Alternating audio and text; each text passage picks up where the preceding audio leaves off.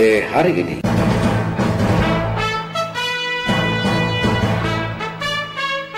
Selamat pagi pendengar, Anda mengikuti rangkaian informasi yang terangkum dalam Rote hari ini, edisi hari Selasa 12 Mei 2020. Dari Rote dan seputaran Nusa Tenggara Timur, ada beberapa informasi yang menjadi rangkuman Rote hari ini, di antaranya.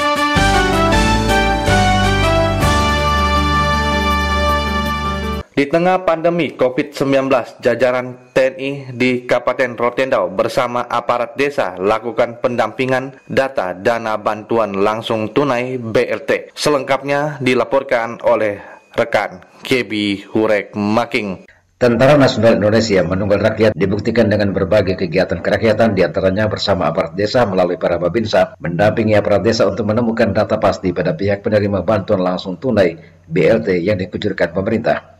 Komandan Distrik Militer 1627 Rotendau, Letkol Kavaleri Adrian Vayudwi Atmoko mengatakan, meski tugas pendataan warga penerima BLT menjadi kewenangan desa, akan tetapi para babinsa bersinergi dengan aparat desa membantu mendampingi pengumpulan dan verifikasi data agar data yang disampaikan desa terhadap mereka yang berhak pada BLT betul-betul tepat sasaran, karena penerima BLT adalah mereka, bukan penerima program Keluarga Harapan PKH dan benar-benar mereka yang korban COVID-19.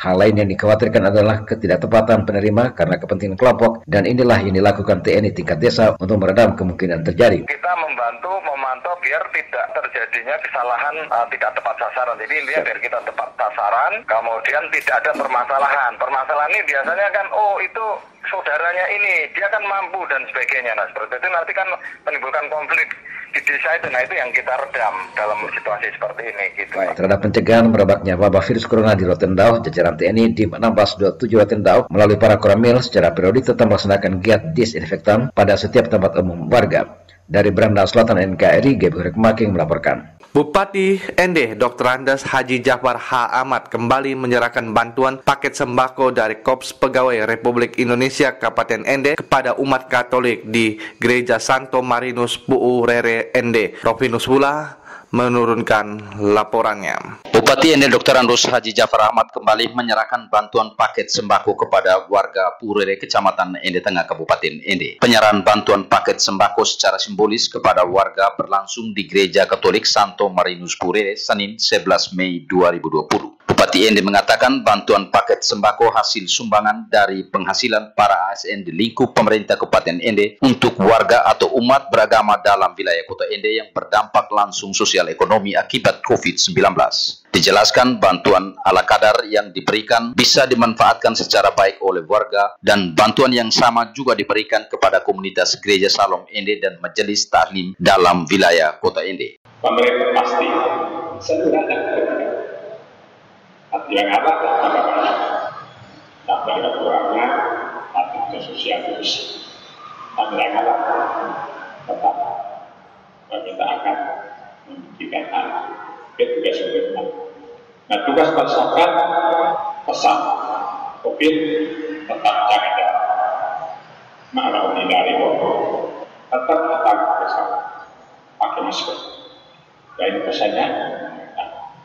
Tugas kerja sosial masalah kehidupan ekonomi tugas pemerintah, ya, patuh kepada usaha kita, terutama dari sosial orang yang miskin akibat COVID itu bertambah.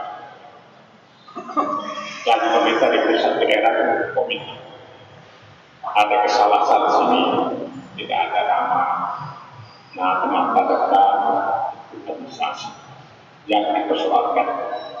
Kita selalu berbantu. Bupati Ende menambahkan pemerintah bertanggung jawab untuk mengatasi masalah sosial ekonomi masyarakat dan memberikan berbagai jenis bantuan dengan harapan bisa dimanfaatkan oleh warga. Sementara jumlah paket sembako yang disalurkan hasil sumbangan ASN di lingkup pemerintah Kabupaten Ende sesuai data untuk komunitas Gereja Salom Ende sebanyak 740 paket, Majelis Tahlim sebanyak 700 paket, sementara untuk warga umat Katolik di 4 wilayah Proki dalam kota Ende yang disiapkan sebanyak 760 paket. Secara simbolis diserahkan langsung oleh Bupati Ende kepada warga penerima di Gereja Santo Marinus Purere. Penyerahan bantuan paket sembako disaksikan Pastor Administrator Purere, Asisten 1 Setda Ende, Kadis Sosial, pengurus Dewan Pastoral Proki Persiapan Purere, serta warga penerima bantuan paket sembako. Pada tempat yang sama, Pater Benedictus Nuwa mengatakan memang tidak terduga bahwa ada bantuan dari pemerintah karena selama ini di gereja sudah ada Serikat Santo Vincentius yang secara khusus memberikan bantuan kepada keluarga kurang mampu.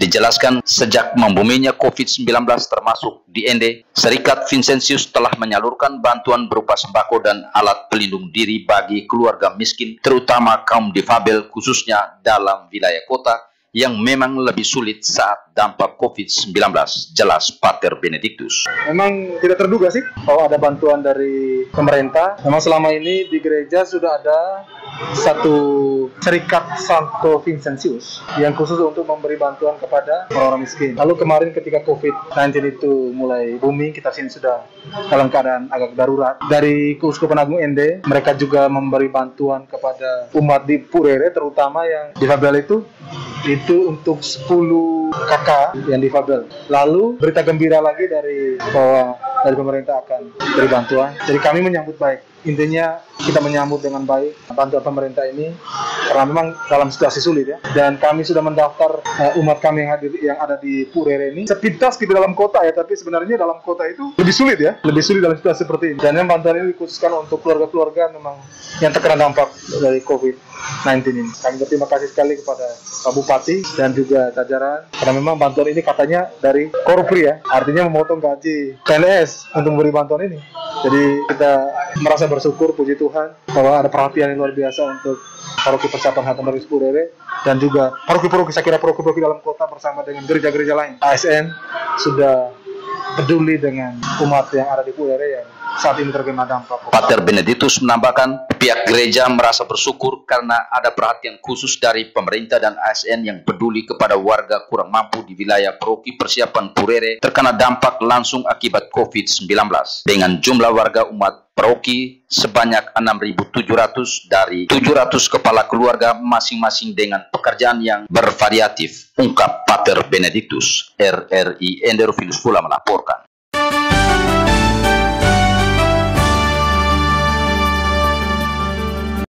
Pemerintah Kabupaten Belu terus melakukan penelusuran dan pembaruan data guna memastikan masyarakat yang menerima bantuan langsung tunai BLT tepat sasaran dan tidak ada pendobelan nama. Febi Leolede menurunkan laporannya. Anggaran dana desa sebesar 14,9 miliar rupiah akan disalurkan sebagai bantuan langsung tunai BLT untuk 9.650 kepala keluarga yang tersebar di 69 desa di Kabupaten Belu yang terdampak COVID-19.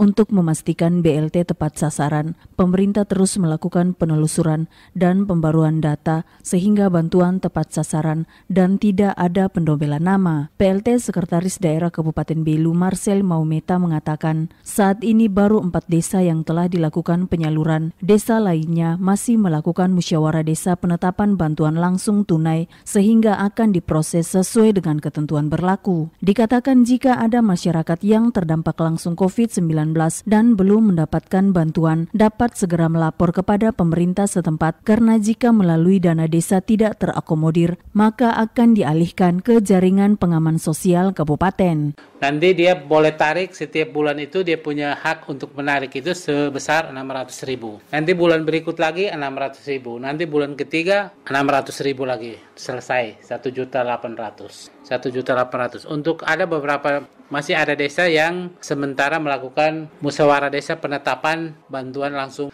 setelah mereka musdes. Kemudian mereka mau kerjasamakan ini dengan bank mana, karena apakah dengan bank Himbara atau bank NTT, itu kewenangan kita berikan seluas-luasnya kepada desa. Kalau di desa tidak bisa selesai dengan BLT, kita ambil alih dari jaring pengamanan sosial yang ada di kabupaten, dana kabupaten. Sehingga jangan ada masyarakat yang memenuhi kriteria yang terlewatkan. Marcel Maumeta menambahkan untuk kelurahan tengah dilakukan finalisasi data dan penyisiran ulang sehingga tidak terjadi pendobelan nama dengan alokasi anggaran sebesar 9 miliar rupiah untuk 3 kecamatan. Lanjutnya bantuan tersebut langsung disalurkan kepada masyarakat sehingga dapat digunakan untuk kebutuhan setiap hari. Untuk kelurahan, finalisasi datanya sudah. Sementara kita lakukan penyisiran kembali, jangan sampai ada pendobelan. Itu uangnya sekitar 9 miliar untuk 3 kecamatan kota. Sampaikan lagi untuk segera diproses. Dan kita juga teliti melakukan ini secara hati-hati, jangan sampai ada pendobelan. Kita lakukan ini dari tahap pertama. Kemudian kalau masih ada yang terlewatkan, ada yang tercecer, kemudian kita berharap bahwa ada pengaduan di call center sehingga kita berharap bahwa dalam waktu dekat semua bisa kita lakukan.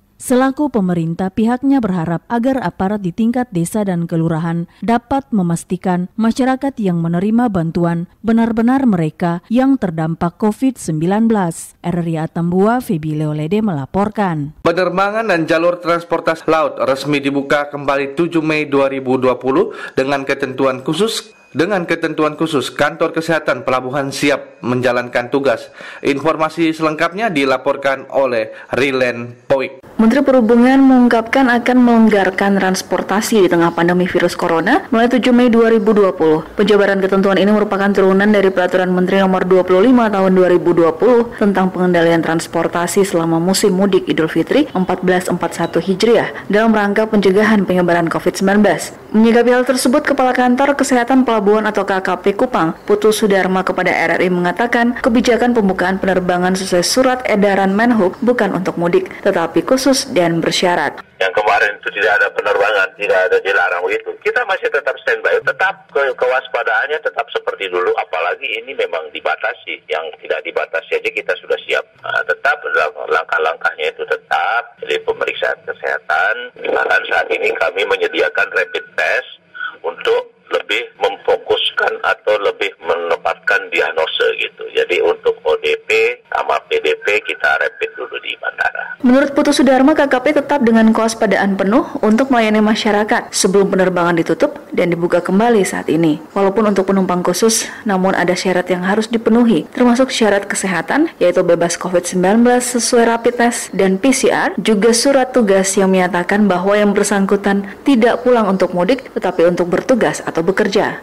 Penerbangan itu dibatasi untuk orang-orang tertentu, ya. Jadi syaratnya itu harus mendapat izin dari atasan langsung, ya, untuk ASN, dan untuk para pengusaha harus membawa surat perintah tugas dan harus bebas COVID. Nah, surat bebas COVID itu menjadi dasar kami untuk menerbitkan health clearance ke tempat tujuan.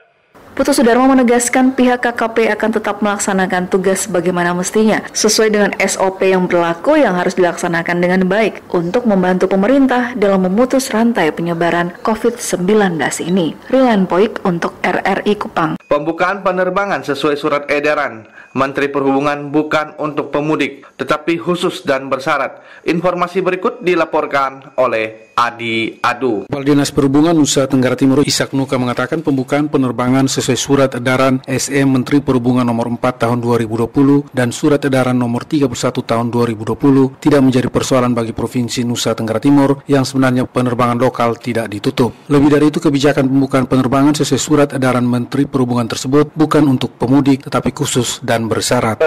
Protokol kesehatannya kan ketat sekali tuh. Jadi perjalanan itu, penerbangan itu kan bukan untuk umum, itu kan penerbangan khusus. Jadi orang-orang yang ditentukan untuk jalan itu kan sudah dikategorikan. Pertama adalah aparatur pemerintah yang menjalankan tugas, baik PNS maupun TNI Polri maupun pihak swasta. Kemudian orang sakit yang harus dirujuk.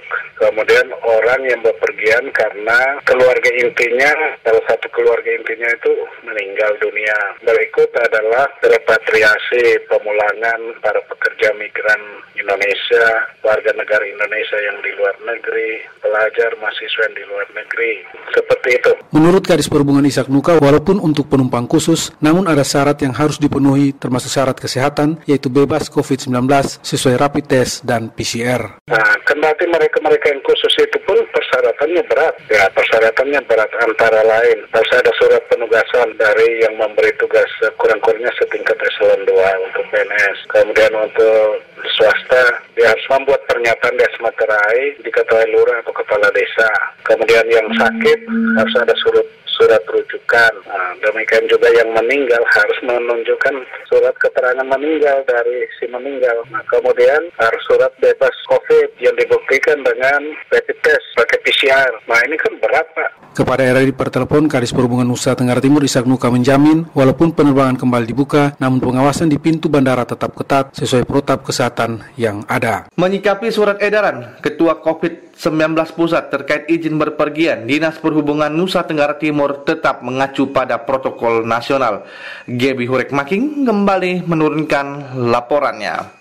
Dihubung RRI dari Rote, Kepala Dinas Perhubungan Provinsi Nusa Tenggara Timur Ishak Nuka menegaskan larangan bepergian masih tetap berlaku dengan sejumlah pengecualian pada urusan yang betul-betul mendesak, diantaranya kedukaan keluarga inti, bepergian karena kedinasan, rujuk pasien keluar daerah, semuanya dibuktikan dengan sejumlah dokumen, diantaranya surat keterangan kematian membenarkan adanya kedukaan, surat rujuk rumah sakit asal untuk pasien rujukan, izin bepergian dari desa kelurahan, izin tugas kedinasan, serta dilengkapi dengan keterangan kesehatan bebas indikasi COVID dari rumah sakit atau Dinas Kesehatan. Menyinggung surat edaran Ketua COVID Pusat nomor 4 tahun 2020 tentang larangan bepergian termasuk mudik lebaran, dirinya mengatakan tidak berbeda dengan surat Dinas Perhubungan. Terkait izin operasi transportasi laut dan udara, sampai saat ini armada penerbangan belum memberikan tanggapan atas jumlah ketentuan yang diberlakukan untuk memulai penerbangan. Jika kedua moda transportasi, laut dan udara beroperasi, ketentuan bepergian pun tetap berlaku. Dengan syarat-syarat itu, mereka baru bisa pergi ke maskapai untuk beli tiket. Maskapai tidak akan jual tiket kepada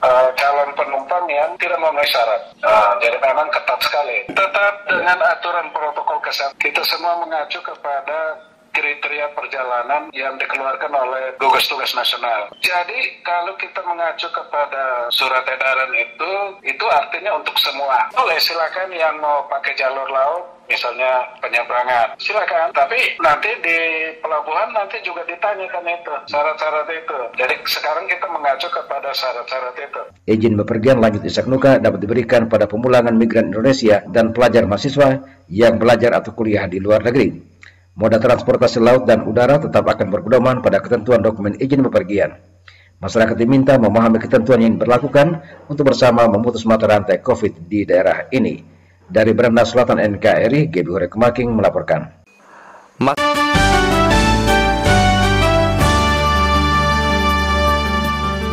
Masyarakat yang terkena dampak langsung akibat pandemi coronavirus di Kabupaten Ende sebanyak 15.431 kelompok penerima manfaat KPM penerima bantuan sosial BST. Penyerahan bantuan tunai secara simbolis dilakukan Bupati Ende Dr. Andes Haji Jafar Ahmad pada Sabtu 9 Mei 2020 di kantor pos cabang Ende. Selengkapnya Heri Epu menurunkan laporannya. Bupati Ende Dr. Andes Haji Jafar Ahmad kepada keluarga penerima manfaat atau KPM berharap agar menggunakan uang tersebut sesuai pemanfaatannya. Selain itu, BST ini merupakan bentuk perhatian pemerintah pusat terkait dengan penanganan COVID-19 di wilayah Kabupaten Ende. Menurut Bupati Jafar Ahmad, pemerintah tidak mau rakyatnya menderita, sehingga pemerintah bantu dengan BST. Karena itu selalu mengikuti aturan yang sudah disampaikan pemerintah supaya corona bisa berakhir. Bupati Jafar Ahmad menjelaskan masyarakat lebih taat lagi mengikuti instruksi pemerintah agar COVID-19 bisa segera berakhir, di mana masyarakat bisa mengikuti anjuran seperti memakai masker, cuci tangan, jaga jarak, dan juga sementara untuk beribadah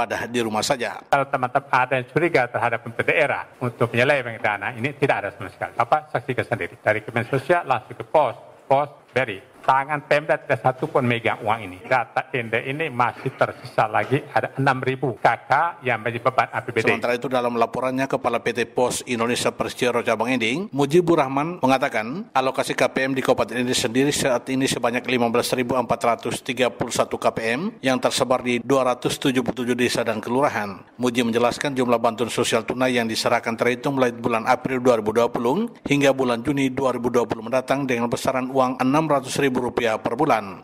Untuk yang disalurkan melalui kantor pos ND itu 15.431. Jadi penyalurannya akan bertahap. Mujibur Rahman menambahkan pola penyaluran bantuan sosial tunai tersebut dilakukan dengan metode pembayaran di loket kantor pos, pembayaran di lokasi komunitas, dan pengantaran untuk petugas antar kantor pos. Ketika ditemui di kantor pos cabang ND, salah seorang penerima BST, Kalsum Sugiyarting, warga Kelurahan Bogawani mengucapkan limpah terima kasih kepada semua jajaran pemerintah, baik Bupati, Kepala Dinas Sosial, Gubernur, Menteri Sosial, dan juga Presiden yang telah memperhatikan masyarakat kecil di tengah pandemi corona saat ini. Terima kasih banyak, dengan adanya bantuan ini bisa membantu kami apa yang kekurangan kami bisa penuhi. Sugiyarti berjanji akan memanfaatkan uang tersebut secara baik untuk memenuhi kebutuhan sehari-hari, apalagi saat ini memasuki bulan puasa. RRI melaporkan. Ancaman COVID-19 tidak juga menghambat progres pekerjaan bantuan unit perumahan peruntukan warga kurang mampu di wilayah perbatasan Belu, Nusa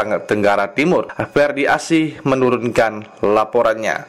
Di tengah ancaman mewabah virus corona COVID-19 saat ini, di mana hampir sebagian besar pekerjaan lapangan bisa dibilang untuk sementara mandek, namun tidaklah demikian untuk program bantuan unit perumahan bagi warga kurang mampu di wilayah perbatasan Atambua, Kabupaten Belu. Pantauan RRI ke sejumlah lokasi desa yang memperoleh intervensi bantuan perumahan melalui dana stimulus Rp17.500.000 ini seperti di wilayah Dusun Korobau, Desa Leosama, Kecamatan Kakuluk Mesak, Belu, tetap dalam pekerjaan lapangan.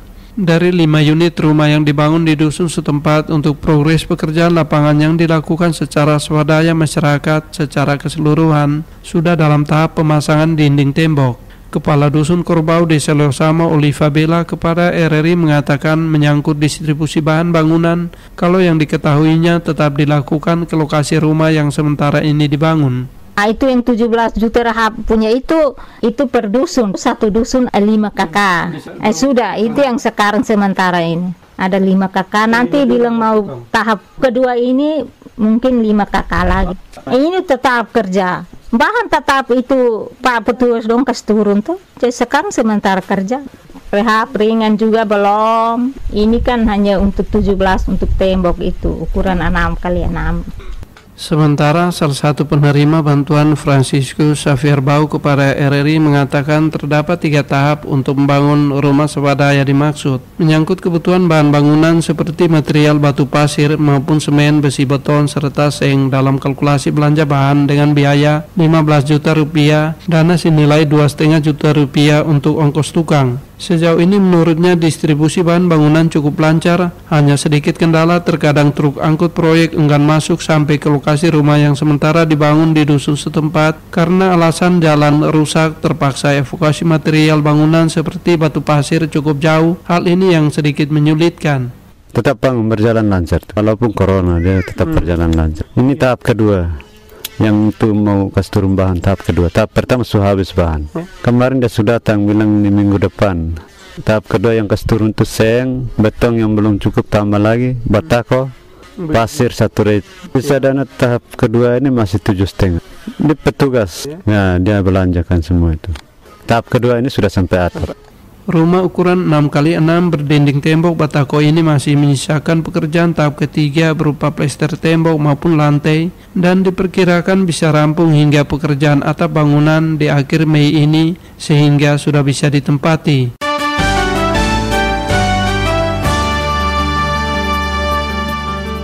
Pendengar, demikian rangkaian informasi terkini yang disampaikan melalui Rote hari ini. Atas nama kerabat kerja yang bertugas, saya Rudi Hartono mengucapkan terima kasih dan selamat pagi.